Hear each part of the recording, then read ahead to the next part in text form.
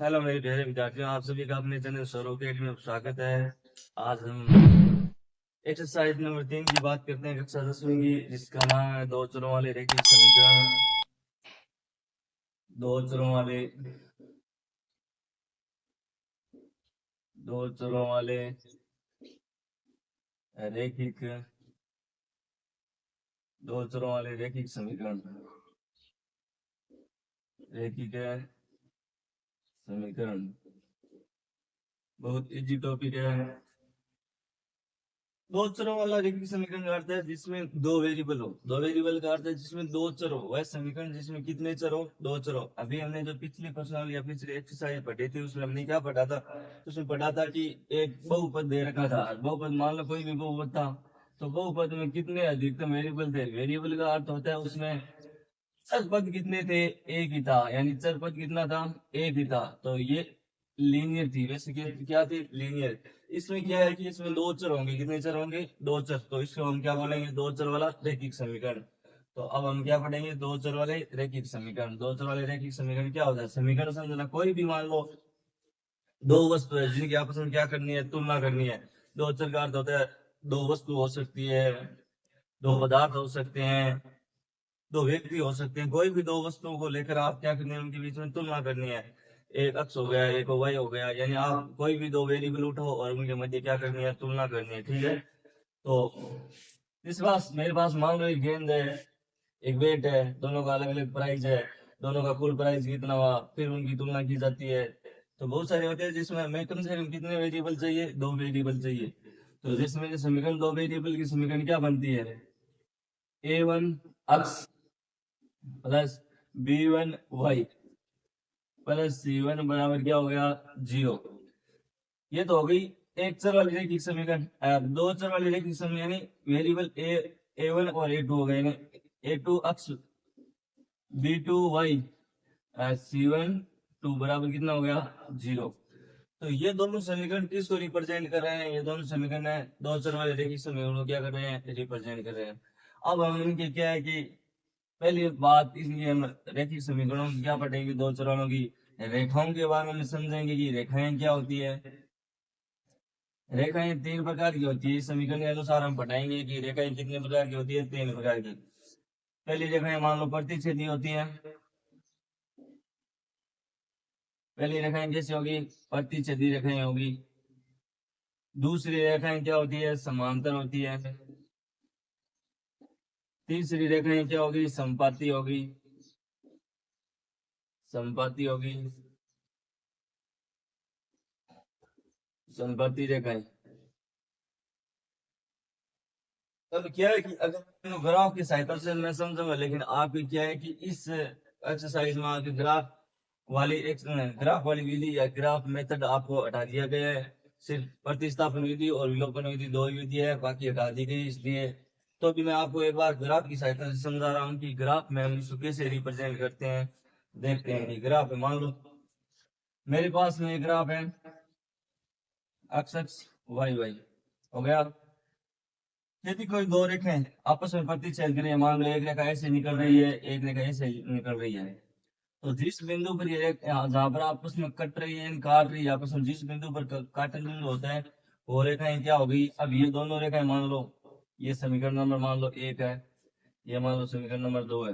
तो समीकरण मान लो एक की रेखाएं, समीकरण नंबर दो की रेखाएं, जहां पर आपस में जिस बिंदु पर प्रतिच्छेद करेगी वो प्रतिच्छेद बिंदु हो गया, और ये रेखाएं आपस में क्या हो गई? प्रतिच्छेद रेखाएं हो गई। समांतर रेखाएं क्या होती है? मान लो ये ग्राफ है, तो एक इसमें सीधे सीधी लाइन निकल रही है, एक ऐसे सीधी लाइन निकल रही है। तो मान लो ये समीकरण एक की रेखा है, ये समीकरण नंबर दो की है। तो ये दोनों रेखाएं एक दूसरे की क्या हो गई? समांतर रेखाएं। समांतर रेखाएं क्या होती है? आपने पढ़ा होगा छोटी कक्षा में कि वह दो रेखाएं जो आपस में कभी भी एक दूसरे को क्या नहीं करती है? प्रतिच्छेद नहीं करती, यानी काटती नहीं है। आगे तीसरी संपाती रेखाएं। संपाती रेखाएं क्या होती है कि मान लो ये ग्राफ है और कोई रेखा जा रही है इस पर, उस पर ही दूसरी रेखा गुजर रही है, यानी सेम ही रेखा पर दूसरी रेखा गुजर रही है। तो ऐसी रेखाओं को हम क्या बोलते हैं? संपाती रेखाएं बोलते हैं। क्या बोलते हैं? संपाती रेखाएं बोलते हैं। संपाती का अर्थ है एक ही रेखा पर दूसरी रेखाओं का निकलना, यानी स्पर्श करके निकलना। तो ऐसी रेखाएं क्या होती है? संपाती रेखाएं होती है। तो ये आपने ग्राफ में पढ़ लिया, जबकि ग्राफ विधि क्या है, ग्राफ विधि आपकी हटा दी गई है। तो ग्राफ विधि में मैंने आपको ग्राफ की साइज ये बता दिया गया है, जहां पर दो रेखाएं प्रतिच्छेद करेगी वो प्रतिच्छेद रेखाएं होगी, जहां पर दो रेखाएं एक दूसरे को काटती नहीं है या प्रतिच्छेद नहीं करती है तो वो रेखाएं कौन सी हो गई, समांतर रेखाएं होगी। समपाती रेखाएं होती है एक ही रेखा पर दूसरी रेखा निकलनी ऊपर स्पर्श करते हुए गुजरना, वो रेखाएं कौन सी होती है, समपाती रेखाएं। तो दो चर वाले रेखी समीकरण में क्या होगा, दो तो वेरिएबल होंगे। फिर रेखाएं होती है, रेखाएं तीन प्रकार की होती है, प्रतिच्छेदी रेखाएं, समांतर रेखाएं, समपाती रेखाएं। अब इनका हल निकालेंगे। जैसे मान लो ये रेखाएं एक दूसरे को काट रही है तो ये कितने हल प्राप्त होंगे, अगर रेखाएं समांतर है तो कितने हल प्राप्त होंगे, अगर रेखाएं समपाती है तो वे कितने हल प्राप्त होंगे। तो इधर देखो मैं इनका दो उदाहरण लेता हूँ और फिर देखते हैं कि रेखाएं कैसी होती है, रेखाओं की पहचान करते हैं। देखते रेखाओं की पहचान, रेखाओं की पहचान किस प्रकार करते हैं, तो देखो मैंने जैसे दो समीकरण लिखा है, क्या लिखा है कि 3x प्लस 4y माइनस 9, एक मैंने लिखा 6x प्लस 8y, यहाँ पर लिखा माइनस 18 बराबर क्या हो गया 0।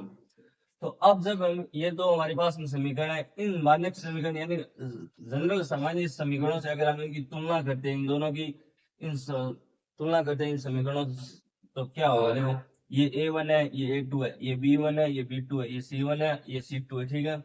तो हम क्या करते हैं, तुलना करते हैं। तो तुलना करेंगे तो अगर हम तुलना करते हैं तो A1 का मान कितना है 3 है, A2 का मान कितना है 6 है, B1 का मान कितना है 4 है, और B2 का मान कितना है 8 है, C1 का मान कितना है, अगर ये C उधर जाएगा प्लस का हो जाएगा दोनों, तो ये प्लस के मान माने जाएंगे। तो C1 का मान कितना है 9 है, और C2 का मान कितना है 18 है, कितना है 18 है।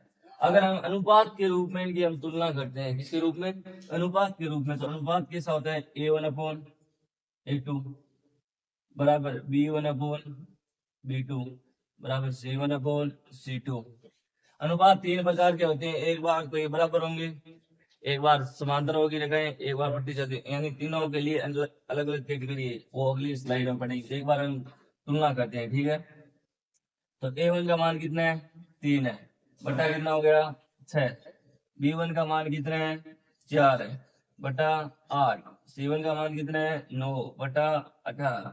अब हम इनको काट रहे हैं, देखो 3 का भाग 3 में एक बार गया, 6 में कितनी बार गया 2 बार गया, 4 का भाग 4 में कितनी बार गया, इसमें एक बार गया, इसमें इसका भाग कितनी बार गया 2 बार। तो सभी का अनुपात कितना प्राप्त हो रहा है हमें 1/2। अगर सभी का अनुपात बराबर प्राप्त हो रहे हैं तो रेखाएं कैसी होगी, अगर सबका मान बराबर प्राप्त हो रहा है तो रेखाएं होगी समपाती। कैसी रेखाएं होंगी, समपाती, ठीक है। तो ये रेखाएं कैसी हो गई, समपाती रेखाएं। कैसी हो गई, समपाती रेखाएं, जिसका तीनों मान क्या हो, बराबर हो, तो रेखाएं होती है समपाती रेखाएं। आगे इस तरह हम अब रेखाओं का हल पढ़ेंगे।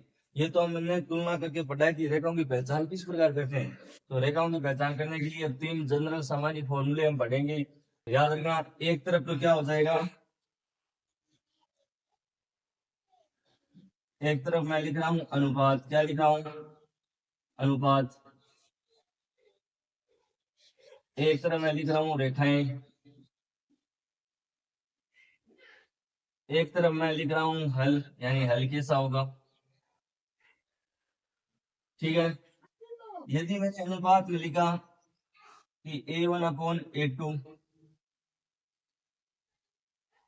B1 बराबर B2 C1 बराबर C2, तीनों का मान अगर बराबर नहीं है, अगर तीनों का मान क्या है बराबर नहीं है, नॉट इक्वल है, तीनों मान अगर बराबर, तो रेखाएं कैसी होगी, प्रतिच्छेदी होगी। कैसी होगी, प्रतिच्छेदी होगी। रेखाएं कैसी होगी, प्रतिच्छेदी रेखाएं होगी। और हल कैसा होगा, अद्वितीय हल होगा। कैसा होगा, अद्वितीय हल होगा। कैसा होगा, अद्वितीय हल का अर्थ होता है जिसका हल कितना होगा, एक होगा। अद्वितीय का अर्थ होता है जिसका हल कितना होता है, एक होगा। बराबर A1/A2 बराबर है B1/B2 बराबर है C1/C2। अगर तीनों मान आपस में बराबर है, अगर तीनों मान अगर अनुपात अगर तीनों बराबर है तो रेखाएं कैसी होगी, रेखाएं होगी समपाती। कैसी रेखाएं होंगी, संपाती रेखाएं कैसी होगी, संपाती रेखाएं होगी। हल कैसे होंगे, अपरिमित रूप से अनेक हल होंगे, अपरिमित रूप से क्या होंगे, अनेक हल, अपरिमित रूप से अनेक हल होंगे।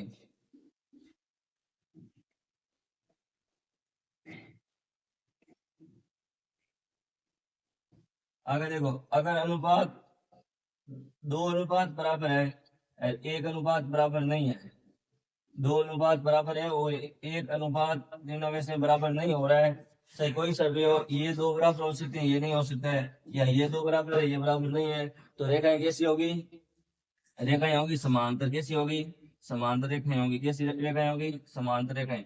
और समांतर रेखाएं हल कैसा आएगा, कोई भी हल नहीं होगा। क्या है, कोई भी हल नहीं है। ठीक है, तो ये सारणी आप याद रखना, इनकी तुलना पेपर में पूछी जाती है। दोबारा देख लेना कि अगर अनुपात तीनों बराबर नहीं है तो रेखाएं कैसी होगी, प्रतिच्छेदी होगी। हल कैसा होगा, एडिशियल होगा। यदि तीनों मान बराबर है तो रेखाएं कैसी होगी, समान संपाती होगी। और हल कैसा होगा, अपरिमित रूप से अनेक हल होगा। अगर दो रेखाएं बराबर है, एक रेखाएं बराबर नहीं है, तो रेखाएं कैसी होगी, समांतर, और उसका हल है कोई नहीं है। अब युग्म कैसा होगा, युग्म ध्यान रखना, एक चीज अगला हो रहा है युग्म। युग्म में आप क्या ध्यान रखोगे, युग्म संगत कब होता है, इन दो कैटेगरी में तो संगत होता है, इन दोनों में तो युग्म कैसा होगा, संगत होगा। उसमें क्या होगा, असंगत। इसमें क्या होता है, असंगत। तो ये भी ध्यान रखना साथ में। तो अब आगे हम इन पर आधारित कुछ एक दो उदाहरण करते हैं। मैंने लिखा 5x माइनस 4y प्लस 8 बराबर 0। एक मैंने लिखा 6x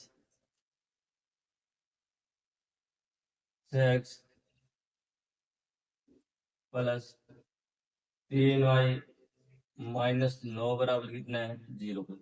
एक हमने एक उदाहरण की सहायता से हम समझेंगे कि रेखाएं कैसी होती है, हल कैसा होता है।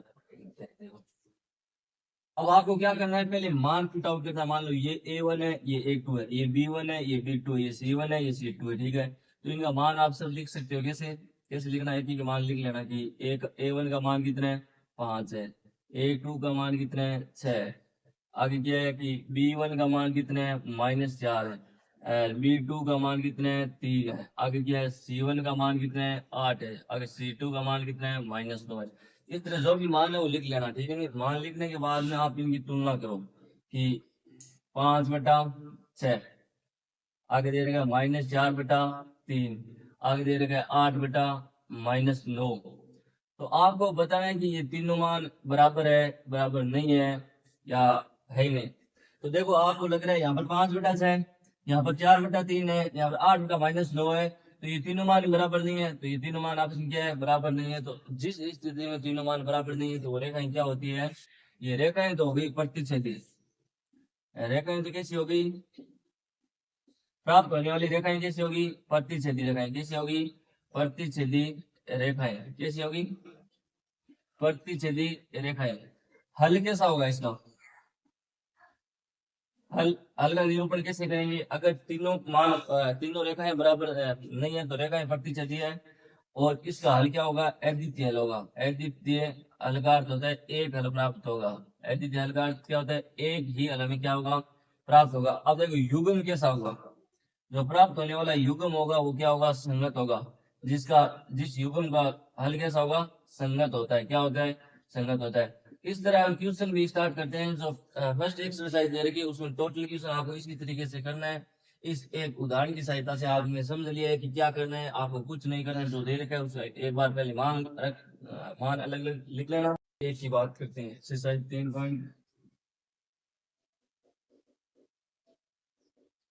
और फर्स्ट की बात करते हैं, जिसमें आपको पहला क्वेश्चन दे रखा है कि आपको अनुपातों की तुलना करते हुए बताना है कि रेखाएं कैसी होगी। इसके इसमें 3 पार्ट है। पहले क्वेश्चन में कितने पार्ट है, 3 पार्ट है, जिसमें से मैंने 2 आपको करवा दिए। एक पार्ट है जिसमें दे रखा है कि आपको अनुपात की तुलना करते हुए बताना है कि रेखाएं कैसी होगी। तो अनुपात क्या है, अनुपात मैंने बता दिया है कि वो A1/A2 करना है। तो इसमें आप मान रखो, इसका सॉल्यूशन कैसे करेंगे, इसका मान रखो। तो मान रखेंगे क्या है, ए का मान कितना है, ए वन का मान दे रखा है 6, ए टू का मान कितना है 2 है, बी वन का मान कितना है, बी वन का मान है -3, बी टू का मान कितना है -1 है। आपको यहाँ पे कोई भी मान नहीं दिखाई दे रहा है, उसका अर्थ होता है -1, ठीक है। सी वन का मान कितना है 10 है, सी टू का मान कितना है 9 है, ठीक है। अब हम तुलना करते हैं, तो अनुपात के रूप में लिखते हैं कि किस रूप में, ए अपॉन ए टू के रूप में, B one upon B two के रूप में, C one upon C two के रूप में। अब देखते हैं जो मान बराबर होगा या नहीं होता है, देखते हैं। 6/2 -3/-1, आगे देखो 10/9, ये हो गया। तो माइनस से माइनस क्या हो गया, कट गया। 2 का भाग 6 में कितनी बार गया, 3 बार। तो कहने का मतलब है ये दो मान तो देखो बराबर है, एक मान ये बराबर नहीं है। तो ये रेखाएं कैसी हो जाएगी, ये रेखाएं कैसी हो गई, समांतर रेखाएं कैसी हो गई, समांतर, यानी दो मान अगर बराबर है तो रेखाएं कैसी हो जाएगी, समांतर। रेखाएं कैसी है, समांतर है। अगले क्वेश्चन में हमें क्या करना है, हल बताना है कि हल अद्वितीय होगा, संगत होगा या असंगत होगा। अगले में से बताना है। इस क्वेश्चन में सिर्फ आपको इतना ही बताना है पहले क्वेश्चन में कि रेखाएं कैसी होगी, समांतर होगी या समपाती होगी। तो ये क्वेश्चन मैंने, ये पहले का थर्ड पार्ट मैंने करवा दिया है आपको, एक मैंने उदाहरण के रूप में आपको करवाया है, ठीक है। एक क्वेश्चन आपके लिए होमवर्क में से कर लेना, ठीक है। अब हम अगला क्वेश्चन करते हैं, सेकंड क्वेश्चन। दूसरे क्वेश्चन में आपको क्या दे रखा है कि A1/A2, B1/B2 और C1/C2 यानी अनुपात की तुलना करते हुए आपको हल बताना है। कैसा होगा हल, अद्वितीय होगा, संगत होगा, असंगत होगा, ये आपको बताना है इसमें, ठीक है। तो इसके 5 पार्ट है, 5 पार्ट में से 3 इजी है, वो आप कर लेना होमवर्क के रूप में। ये 2 क्वेश्चन है, इसके मैं ये करवा रहा हूँ, ठीक है। नहीं तो इधर देखो सॉल्यूशन आपको, आप यहाँ पर लघुत्तम लेकर भी कर सकते हो, और अगर लघुत्तम नहीं लेना चाहो और आप सीधा भी कर सकते हो कि A1 का मान कितना है 3/2, A2 का मान कितना है 9, B1 का मान कितना है 5/3, B2 का मान कितना है -10 है, कितना है -10 है, C1 का मान कितना है 7 है, और C2 का मान कितना है 14 है। अब आपको अनुपात की तुलना करनी है, तो तुलना करेंगे कितना हो जाएगा, A1/A2 करेंगे, A1 कितना है 3/2 इंटू कितना हो जाएगा 9, बराबर 5/3 इंटू कितना हो जाएगा 10, ये किसका हो जाएगा माइनस का, बराबर कितना हो जाएगा 7/14।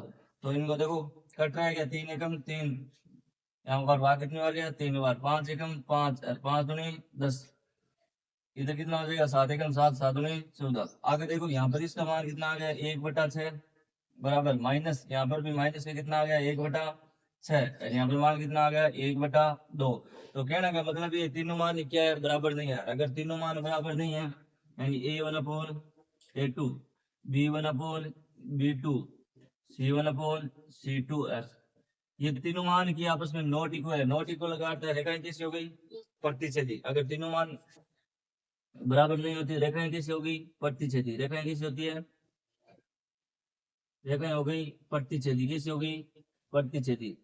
जबकि हल कैसा होगा, हल होगा संगत, अद्वितीय। संगत और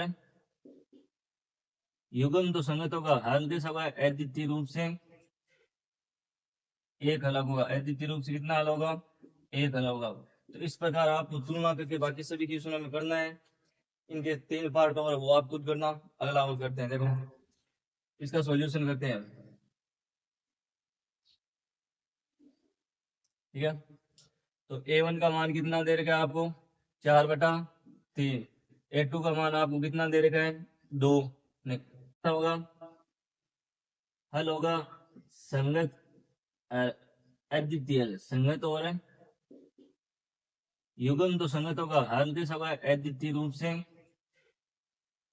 एक हल होगा, अद्वितीय रूप से कितना हल होगा, एक हल होगा। तो इस प्रकार आपको तुलना करके बाकी सभी क्वेश्चनों में करना है। इनके 3 पार्ट और वो आप खुद करना। अगला वो करते हैं, देखो इसका सॉल्यूशन करते हैं, ठीक है। तो A1 का मान कितना दे रखा है आपको 4/3, A2 का मान आपको कितना दे रखा है 2, नहीं हाँ 2 दे रखा है, A2 का मान कितना दे रखा है 2, B1 का मान कितना दे रखा है, 2 दे रखा है। B2 का मान कितना दे रखा है, 3 दे रखा है। आगे देखो C1 का मान दे रखा है 8, C2 का मान कितना दे रखा है 12। अब हम इनकी क्या करते हैं, आपस में फिर से क्या करते हैं, तुलना करते हैं। तो अब तुलना करेंगे तो क्या हो जाएगा, 4/3 इंटू 2 बराबर 2/3। आगे क्या हो जाएगा, 8/12। अब इनको कटो काटो, 2 एकम 2, 2 दूनी 4, 4 से काटो, 4 एकम 4, 4 दूनी 8, 4 3 12। तो अब इन सब का मान आपस में क्या आ रहा है, बराबर आ रहा है 2/3, 2/3, 2/3। अगर तीनों मान अगर बराबर है तो रेखाएं कैसी होगी, संपाती होगी। रेखाएं कैसी होती है, रेखाएं कैसी प्राप्त हुई हमें, संपाती रेखाएं कैसी प्राप्त होगी, संपाती रेखाएं, संपाती रेखाएं। हल कैसा प्राप्त होगा, हल कैसा प्राप्त होगा, हल होगा अपरिमित रूप से अनेक हल होंगे इसकी, क्या होंगे, अपरिमित रूप से, अपरिमित रूप से अनेक हल होंगे, अपरिमित रूप से अनेक हल होंगे। ठीक है। और युग्म कैसा होगा, युग्म होगा संगत, कैसा होगा, संगत। तो पहले क्वेश्चन में आपको रेखाएं बतानी थी, दूसरे क्वेश्चन में आपको क्या बतानी थी, आपको हल बताना था। और अब अगला क्वेश्चन हम अगले वीडियो में करेंगे। अगर आपको वीडियो अच्छा लगे तो लाइक और शेयर सब्सक्राइब करें, कमेंट में लिखकर बताएं कि आप कितना सुधार किया है या और करना है। ठीक है, धन्यवाद।